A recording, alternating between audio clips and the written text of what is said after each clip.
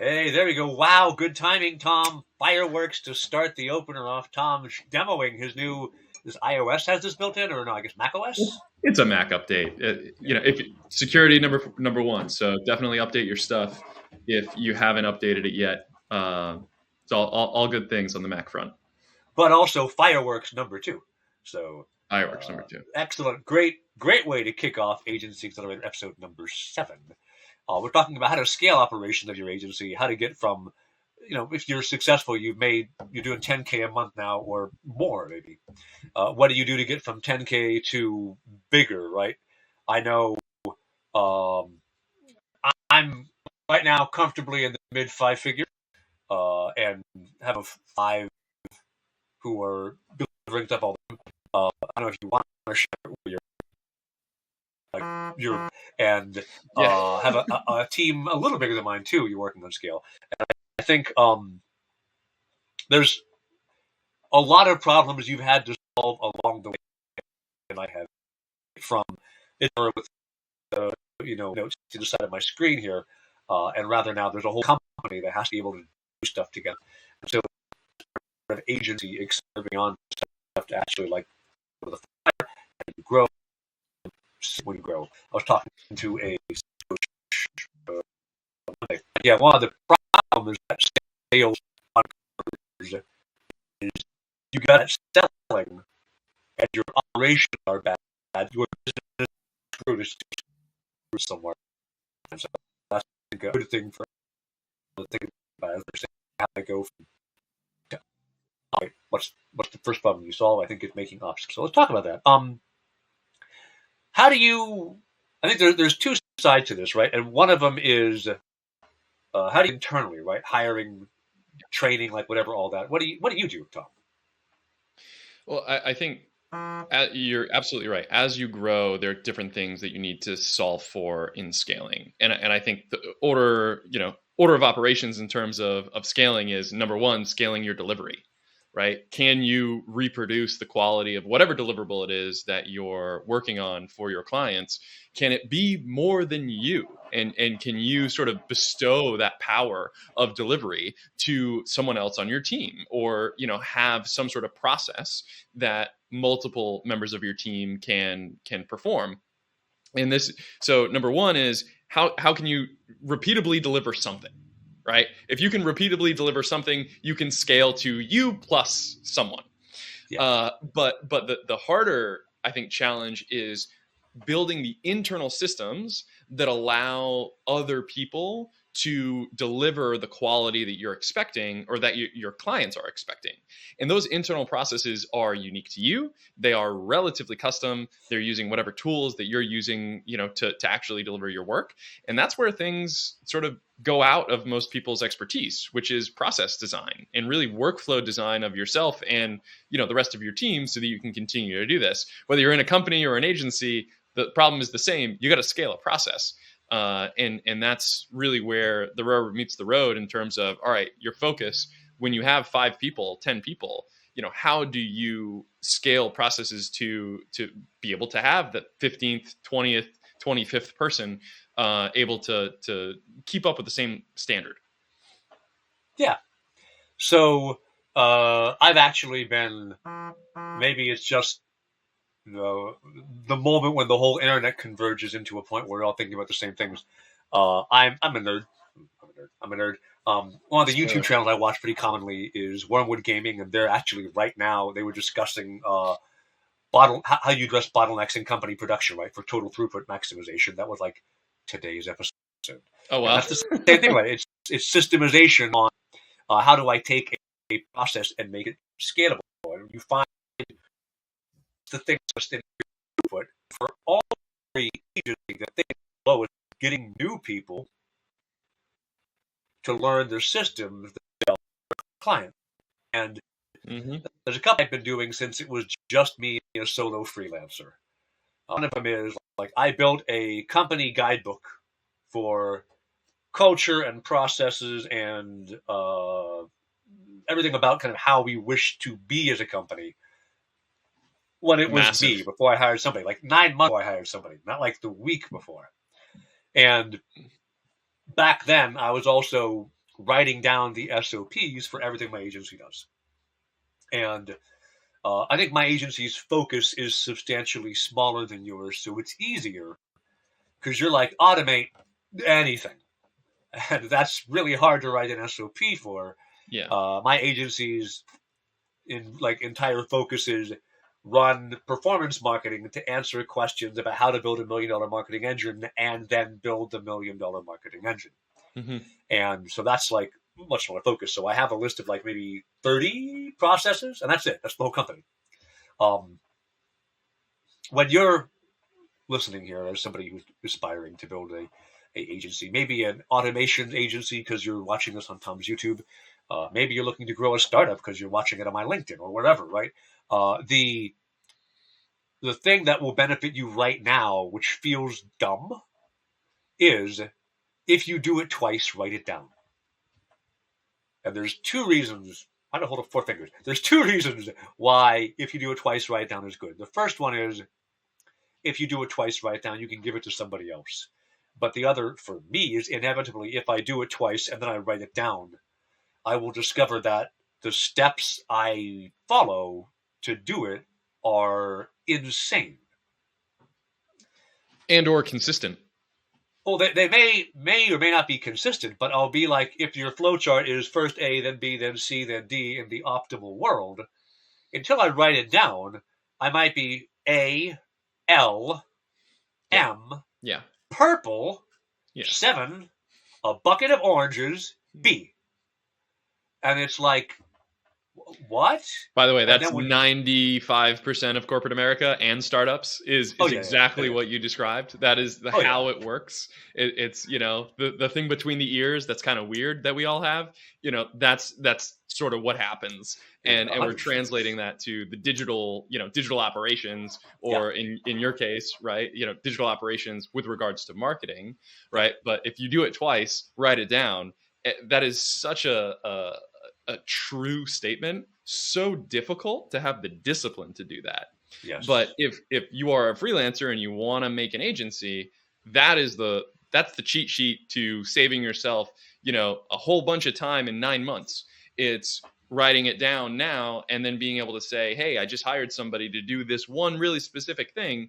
Here's at least here's a starting point, right? And that's so much farther ahead when instead of, hey, things are breaking down, there's fires all over the place, I need to hire somebody, and you bring them in and then they're, building the parachute on the way out the plane. Like, a little late to build it. Yeah. I mentioned I'm working with a sales coach, and the guy who I've been talking to recently, he does sales management and sales, like building sales teams as a done for you service. And I'm like, I don't want that. Because I have seen a lot of times where a founder will say marketing or sales or whatever, their product and tech, and then the other part of the business I don't want to do. Mm-hmm. I'm going to hire someone to solve the whole thing. And the problem is twofold. One, nobody else cares about your business as much as you do. That's just a fact of life. You cannot pay them enough to care as much. They'll care some. Like everybody in my team, I love them all. They care about the business. Do they care as much as I do? Of course not. But they definitely care. Good for them. But there's a point where when you ask somebody, hey, solve this, it's an unbounded problem with no known solution, they're going to go, no, I can't. I've reached the end of my resources. And when you're the founder, like, you don't get to say, I can't. You either get to say the business shuts down or I fix it. So your temptation may say, hey, as a, whatever my fires are, right? I'm going to hire someone to solve them for me. It is extremely hard to hire somebody to solve an unbounded problem of like sales or marketing. It's just naive and wishful thinking. It's just not a realistic. It's not a plan. I mean, it might be a plan, but it's not a good plan.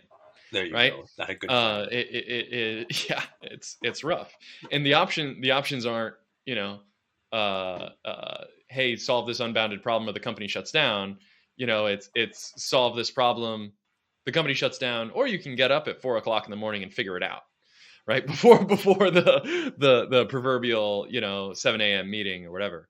I do that a lot. I Sometimes will you have to do that, do that right? a lot. My day starts at 5 a.m. Not because I enjoy it so much, but because whatever answers I haven't figured out yet, I better real quick turn a sow's ear into a silk purse.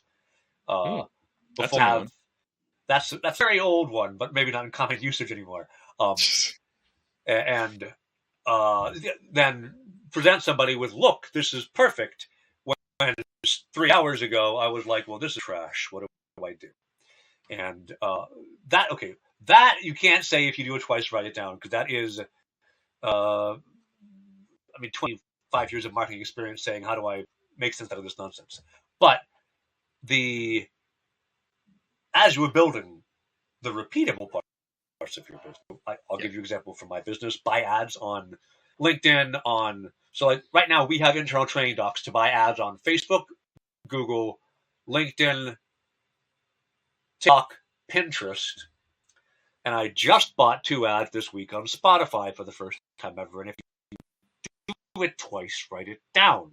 At the end of the week, I'm going to be preparing a document on how to do this, and because the deaf guy and I was the one cutting audio for my client's Spotify ads. Does it sound good? I don't know, dude. They approved it, so it must not be that bad. Like, how's my level mix? Or is there stereo? I don't know. I only have hearing in one ear, so everything is mono for me. Reality is mono. So I know that one of my clients' tracks are all mono because I upload them and Spotify went, you can't upload mono. I went, shit. I didn't know it was mono. Sound came in the only ear that worked. Yeah. So, a document on how to maybe prep ads for upload, and also how to buy and how to monitor. And I will note, just as a random aside, as somebody who's not bought ad inventory before on Spotify, not a bad platform. Costs aren't bad. Audio, God knows, I've never clicked on Spotify ad, but I guess some people do. Yeah. So, but I think your point is a thread worth going down. It's, if you do it twice, write it down. That's not necessarily training material. That is identifying something that is repeated, right? Yeah. So if you're a freelancer and you are starting to see these repetitious processes that you're going through, writing it down and bookmarking the fact that there is repetition happening in this area of the business is incredibly useful. And the second sort of graduated level of that is, now there's actually a tutorial. Now there's actually training material that you can hand over to somebody who is net new to the company. It has no idea necessarily about the way that this particular thing works or process works. And they can go through it and they can digest it, maybe watch a video and be able to execute it on their own. So, this is sort of scaling the company starts way before you hire anybody, and really focuses on what is repeatable, what is then trainable, and then how do you find the right person and bring them into that circumstance. That's a whole other challenge, is finding the right person. But I think in this episode, at least, we're talking about, simplifying the work that you actually do to be able to categorize it into different process buckets, and then translate that system that you are doing on a repeatable basis, translating that into training material, so that you can hand it off. Because, spoiler alert, if you don't have that training material, you will never stop doing that part of the job. Just to be abundantly clear with anyone who's trying to scale an agency, until it's written down, until you have training material to hand to someone else who has no idea what they're doing, you cannot scale that part of the business, period. It just won't work. So keep that in mind. Yeah. And I just thought let me throw this up on the go for screen. It. There we go. And I'll also kill the lower third so our faces are here. This is CrowdTamer little wiki, right? If you do it twice, write it down, and then general admin, social media, and in here we've got things like, hey, this is how you should write. So if you're not writing short, simple, declarative, unorthodox, structured, and empathetic, go back, try again. It doesn't have to just be uh, a step by step, although of course there's some of that too. That's like, because three of my team members, no, two team members and I routinely write stuff for the internet. So being able to say, hey, did you the test for the right type of language? As opposed to saying something like, here we go. Here's usually I'll have, I'm not sure if this one will have, yeah, so I'll have videos of how to do it. And then I will have the step by step laid out with screenshots as well. Right? Started since these ads are like, this is an old article. This was edited a year ago, right? I've recently started using a tool called Scribe to help automate some of this. Scribe is pretty cool. Yeah. It basically, I mean, it's creepy because it captures everything you do on your computer, but then it takes it and it makes it into a step-by-step guide, and basically grabs a screenshot of everywhere you've clicked, everywhere you've typed, and so it kind of does this for you. What I find the minimalist version of a sensible do it, just write it down, and you record the video. That's like the worst version also, because then people have to watch the darn video. Not infrequently, if I'm recording something, hand off to a team member, I'll say, here's the video, watch it and write the steps, and then share me back the steps as you've understood them. And if we both agree reality, you now understand it enough to move forward from there. You, of course, I'm sure, with all your automations in place, do stuff differently than I do it in that regard.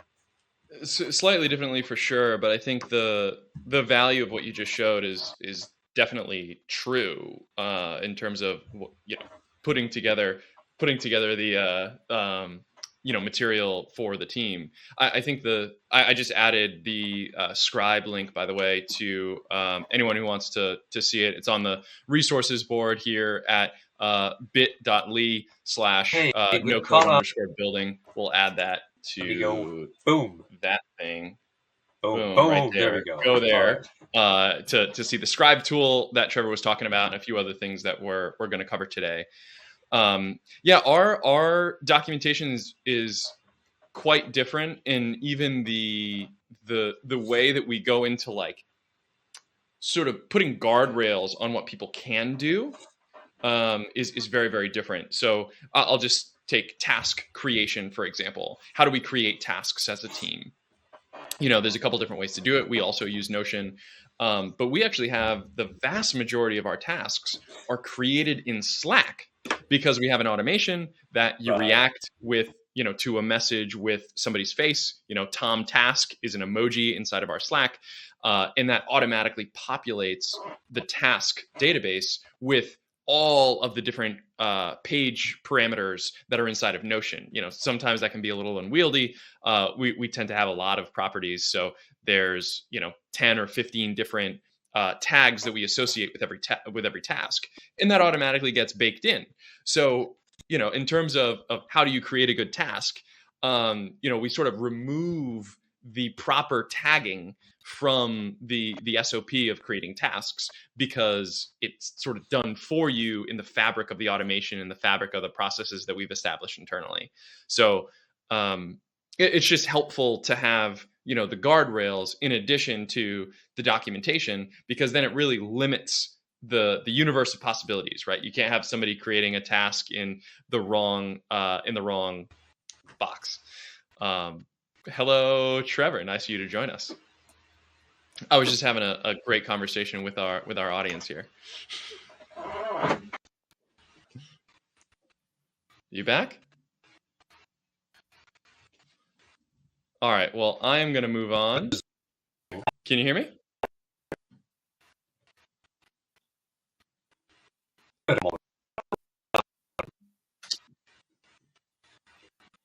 We're having a rough time hearing you, Trevor.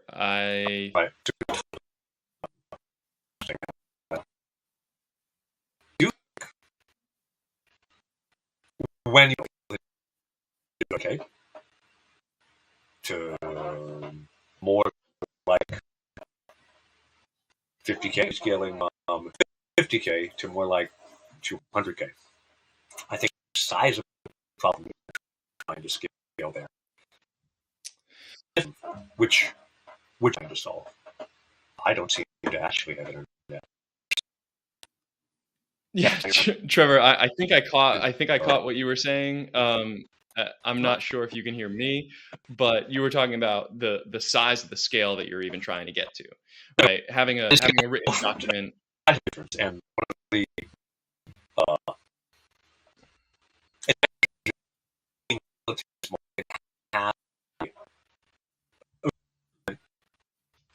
discussion small you can have assumed X be passed down.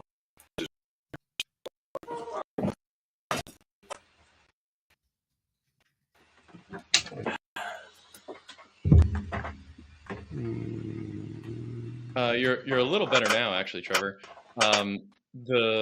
So the scale of the problem that you're trying to scale to is absolutely a consideration, right? If you're just going to add 4, 5, 10 people to the agency, and you kind of want a small, agile shop, documents like what Trevor's writing is perfect. Maybe I'll come. Maybe you will. Documents like what Trevor showed earlier are quality, and you'll evolve those and refine those over time as you add more people to the company, and they go through the process for the first time, and they start to understand what it is that really needs to be to output.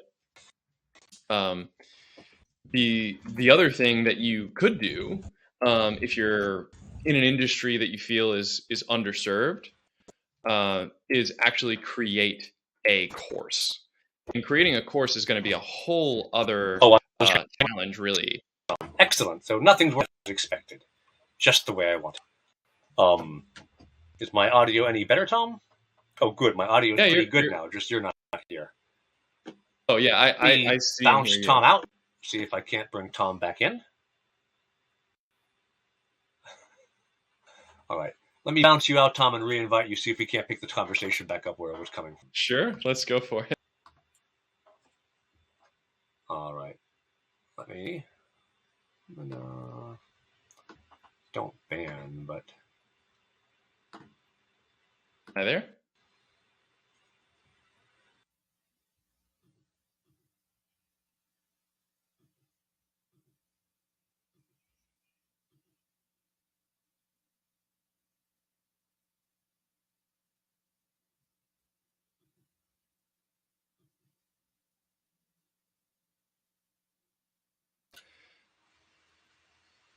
Hey, I'm back. So sorry about the tech difficulties.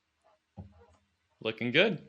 So I was just talking about scaling beyond what you like, determining how much you want to scale, right? So the documents that you shared, I think are great for 10 to 20 people, maybe. Just having a small, really flexible shop that can absolutely be a lifestyle business, a business that you could have for a long time. It's a really solid agency. If you have 10 to 15 people, 5 to 15 people, could be a really, really good business for you. Where you might want to create a course is if you feel like there's a gap between the services that your agency is rendering and the talent of the market and the demand for that talent. So if you're in an industry like automation right now, you're probably really, really busy as a freelancer. And it's going to be really difficult to find other automators that you could add to your team because everyone's sort of starting at a different level of knowledge, and there's really no uniform certification or course. This isn't like a computer science 101. I have a degree from a university. No code and automation and even the AI space right now is very murky, and it's hard to vet talent.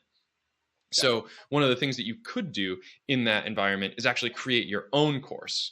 And creating your own course could help you have a better understanding of the literal skill set and the talent and the knowledge pool of the potential candidates that you have. Never mind, it can also be monetizable. You might want to write a book. I know a guy on a live stream right now who wrote a book. It's also recently returned to a live stream right now. Yeah, returned to a live stream right now. Yeah. So these are longer term investments of really like thought leadership that take a lot of time and energy to develop.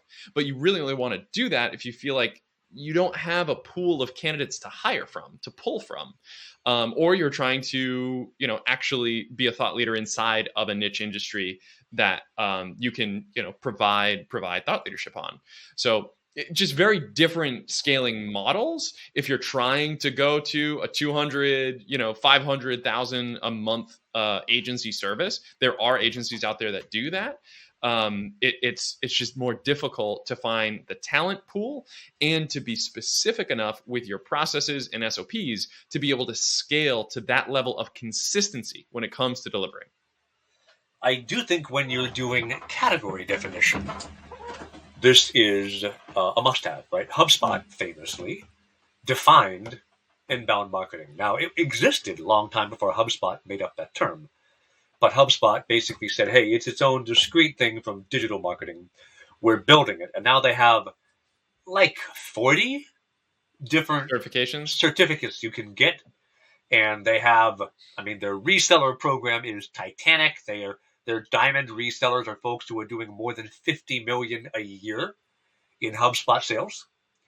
Not whatever their agency is making, just in the HubSpot part of the sale, right? So like that is, they defined a category, and originally HubSpot was an agency, and then they developed their email marketing, and then landing page builder, and then CRM, and then sales automation, all of this from the agencies need to be able to start to say, hey, if you use these tools, we'll funnel work your way because we have more work than we can handle. And funny thing, I know a guy on this call who is beginning to set some category definition of his own and is putting together a course that people might wish to take about how to be certifiably good at having robots do your work instead of you do. Do you know who that person might be? Might be me. I think it is. Yeah, definitely so. I am happy to hear that HubSpot was originally an agency, though. I actually didn't know that.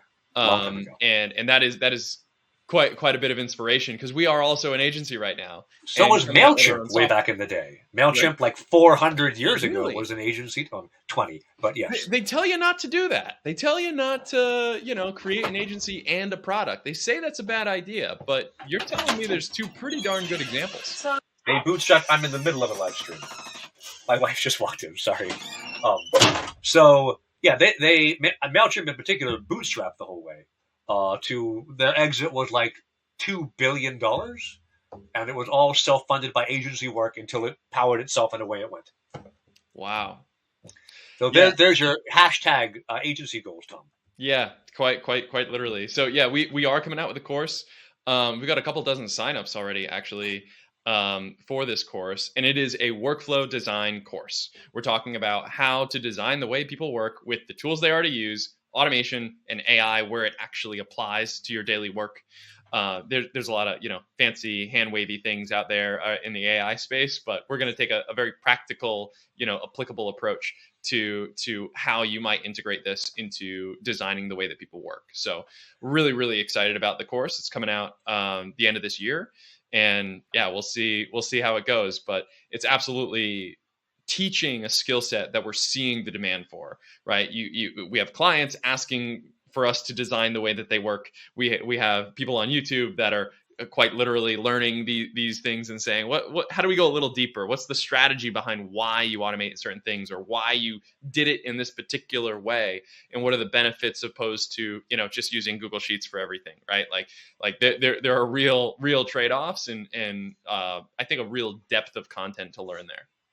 Yeah, I would note, if you're looking to scale your agency and you want to get better at it, automating it is a real good way to do it. So even if you're not looking to build an automation agency, if you're just looking to get the skills required to take your little freelancer or little agency business and grow it up, one of the benefits to automation is it does the work for you, but the other benefit to automation is it forces you to make it repeatable by a robot. And so you can't have the usual workflow that I have of A, L, a bucket of oranges, purple, B. Like, you have to have it be orderly and sequential, so that the interconnected web of things are able to actually say, okay, this is repeatable and atomizable and buildable.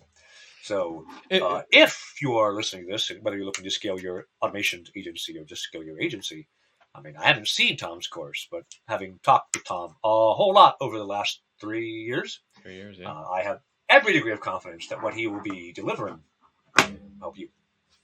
Well, that's I think one of the really interesting things about agencies is you can go from A to L to banana to a bucket of oranges to B, and that ends up being okay in a lot of circumstances. Like you can still deliver, get paid, and get a referral, and start the process over again by going in all these crazy different directions and not having repeatability. Like that is a real way that a lot of freelancers currently operate. But the difference between just being a freelancer and being able to be as general as you like, do a little bit of everything as you like, and having an agency that is hyper specific and focused and targeted on a problem is the structuring of a process. And that repeatability is difficult to create without having some of these immovable automation building blocks to help focus your intention and your systems to be able to create that repeatability.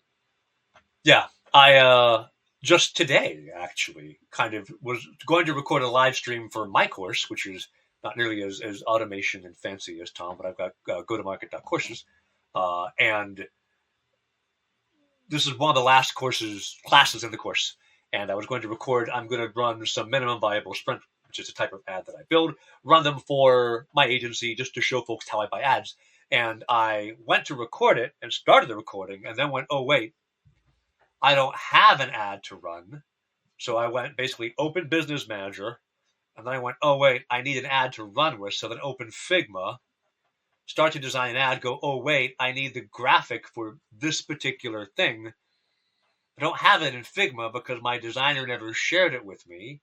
So then go over to Slack, Facebook again, and go download my own asset from the Facebook ad library because I don't have it anywhere else. Yeah. Then go back into Figma, right? Finish laying it out. Then I go, oh wait, I need the source for my logo. That's in Notion. Like, because I'm basically melding together 3 different teams' work, right? My media buyer, my copywriter, and my designer.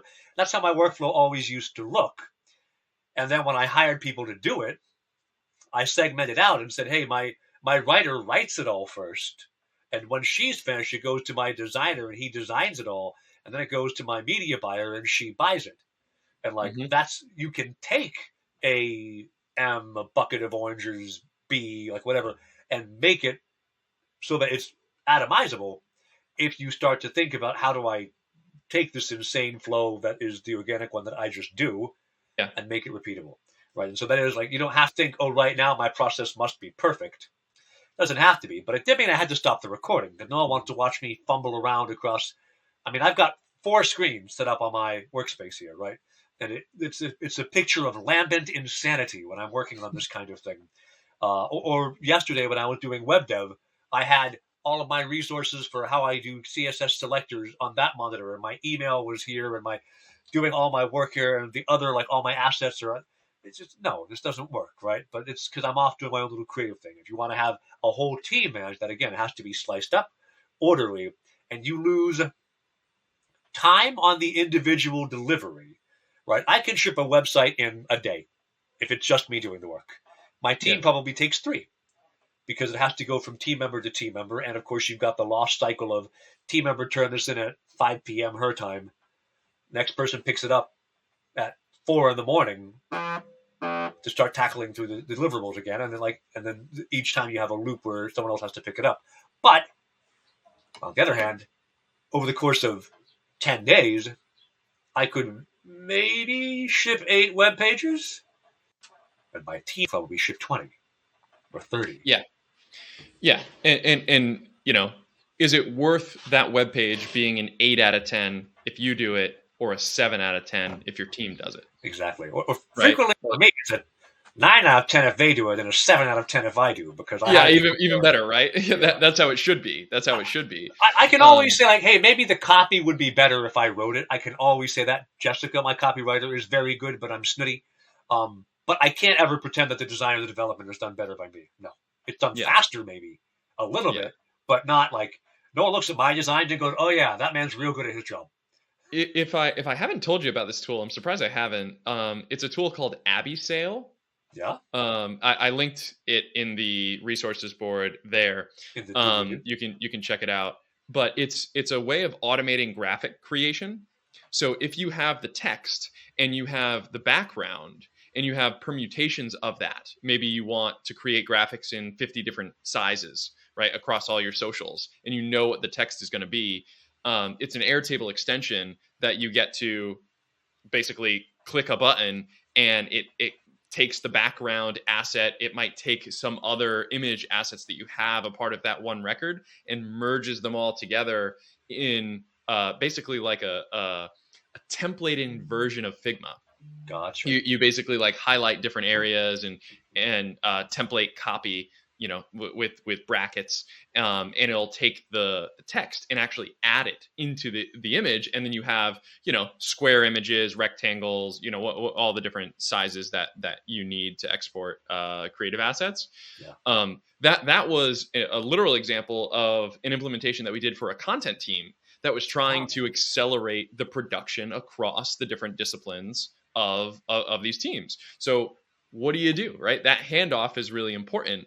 But being able to just kind of focus each job role at no, just create the background image, just work on the copy, just proof the final result, and then sort of the composition of it all ends up being automated. So there are some tools that can sort of directly address some of these processes. Yeah. But the fact that you're identifying the process is the most important part, right? Yes. Like using a fancy tool like Abby Sale is so secondary to having an intimate understanding of what you actually do today to create value.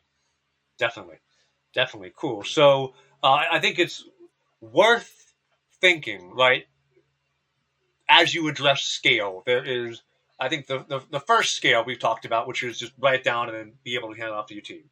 There's the second level of scale, which is some category definition, and which is some, let me make training available, right? You have your training course available to kind of get people up on automation. I've got my training course available to get people up on go to market. And then the scale after that is beginning to say, as HubSpot eventually did, and I think as MailChimp has also done, let me get decentralized opportunity, where people who are good enough at what I do, what my category is, shown they've got the training, shown they're certified, they now get the opportunity. I'm not going to answer that in the middle of a live stream. They now get the opportunity to take part in a marketplace where opportunity exists for them, Mm-hmm. with the skills that they have proven they have, to engage with folks who need the skills that people are coming to me for. That's a really big scale issue, right? That's if you're not solving that scale issue when you have 100K a month or 200K a month. I mean, you may be, but you're solving it not to get you to that point. You're solving it to get you when you're way bigger, because you're going to have just so much that you can't possibly hire and recruit enough, and a lot of the job won't be quite be a good fit. But you're also kind of looking at tackling some of that right now, aren't you, Tom? Yeah, I think we are. I think it's just part of the industry being so young, right? We've been here for 3 years, but a lot of people are just kind of showing up with, the whole chat GPT thing and how automation plugs into that. So I think there's definite an element to this. I think one of the things that is helpful to think about is like if you're trying to build systems to scale today, you're already late. Like the building scale happens as a way precursor to being able to actually sustain the scale, right? If you're going to add 5 people to your team next year, those documents need to be done and worked on like right now. Because when you add the headcount, that is the wrong time to get to say, hey, let's make a process document together. Like, let's make an SOP for this new thing I just hired you for. Like, they have no idea. And that's the absolute wrong time to do it. And it's just going to get things even more messy. So it's really having a very clear, not only job description, but like specific processes, specific outcomes that they're going to be responsible for, that you can document today, that will enable the hiring and the sustained hire, the scale to happen tomorrow. So it does take a little bit of planning, a little bit of just being really critical about what do you do twice, right? Being really critical about that. But I think, if scaling is your intention, these are two really simple things to get started to scale. It's simply writing it down, simply trying to create some sort of a training material around something that you do, and being honest with yourself about, how big do you really want to scale this? Do you like managing people? Because as you add headcount, that's more and more what you have to do. It's not so much, if you're a really technical person, you love getting into the technical weeds, growing an agency would suck. Like that there's no fun thing, there's no technical thing with scaling an agency if you're a technical person. You just like, working on the problems. The agency side of things is really a lot more, relationships, a lot more people management than it is, problem or client management.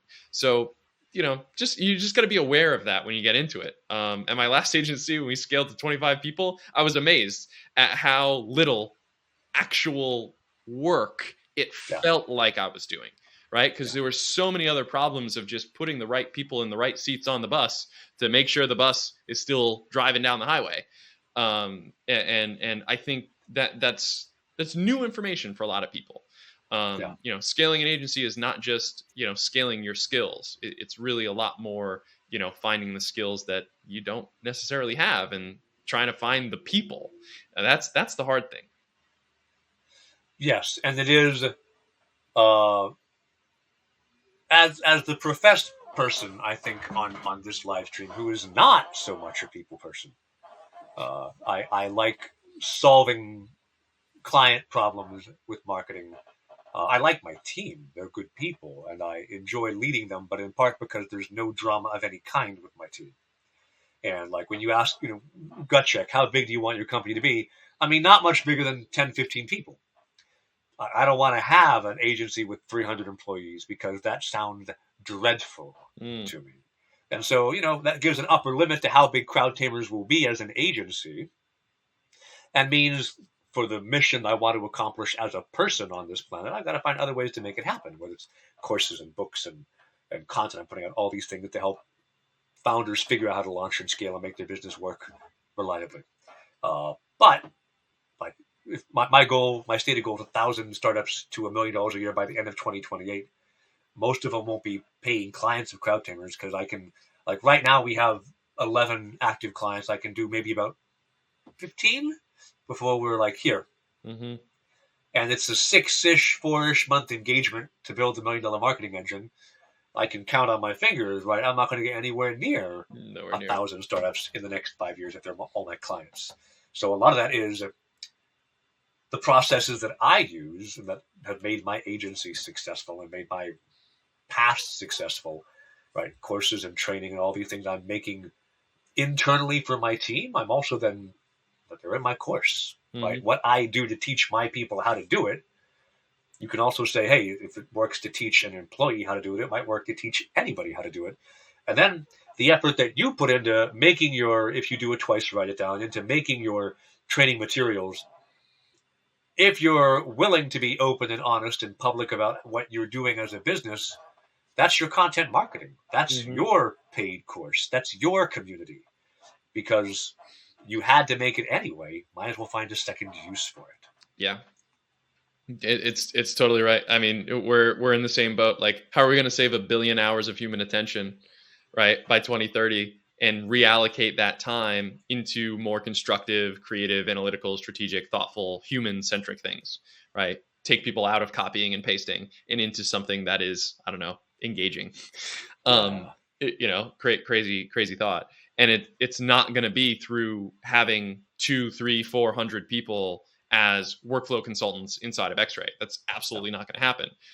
The way that we think it's going to happen is, the 500, 600 monthly active people that are looking at tools in X-ray tools, or actually delivering workflows on X-ray workflow that we're seeing enterprise customers utilize every single day, because they can go here, go there, grab every piece of the workflow that they need. So our reach is going to be more so in software, in courses, in maybe certifications type of thing. But I totally hear you. Like, there needs to be ways to achieve the long mission without simply adding headcount, because that adds a whole other level of complexity that isn't And risk. necessarily helpful or beneficial, or more risk free, right? Like that's it.